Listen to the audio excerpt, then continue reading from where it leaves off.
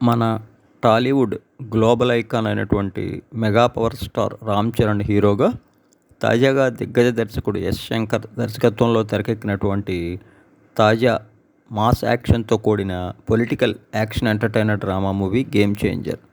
ప్రారంభం నాటి నుంచి అందరిలో కూడా ఈ సినిమాపై భారీ స్థాయిలో అంచనాలు నెలకొని ఉన్న విషయం తెలిసిందే.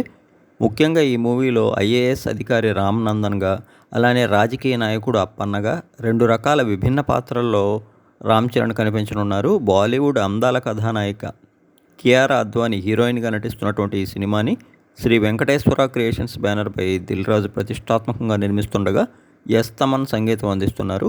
ఇప్పటికే గేమ్ చేంజర్ మూవీపై అందరిలో భారీ అంచనాలు ఉన్నాయి. ముఖ్యంగా మెగా ఫ్యాన్స్ అయితే ఈ సినిమా పక్కా బ్లాక్ బస్టర్ కొట్టడం ఖాయమని ఎదురు చూస్తున్నారు. ఇక తాజాగా ఈ మూవీ కొద్దిసేపట్లో ఆడియన్స్ ముందుకు రానుంది. మరోవైపు ఈ మూవీ యొక్క యూఎస్ఏ ప్రీమియర్ నుంచి అందుతున్న సమాచారం ప్రకారం మూవీ అదిరిపోయిందని అంటున్నారు. ఫస్ట్ హాఫ్ అయితే ఆకట్టుకునే ఎంటర్టైన్మెంట్, కొన్ని యాక్షన్ అంశాలతో, మరీ ముఖ్యంగా ఇంటర్వెల్ ఎపిసోడ్ అదిరిపోయిందని, సినిమా యొక్క ప్రారంభ సన్నివేశం కూడా అందరినీ ఎంతో ఆకట్టుకుంటుందని చెప్తున్నారు.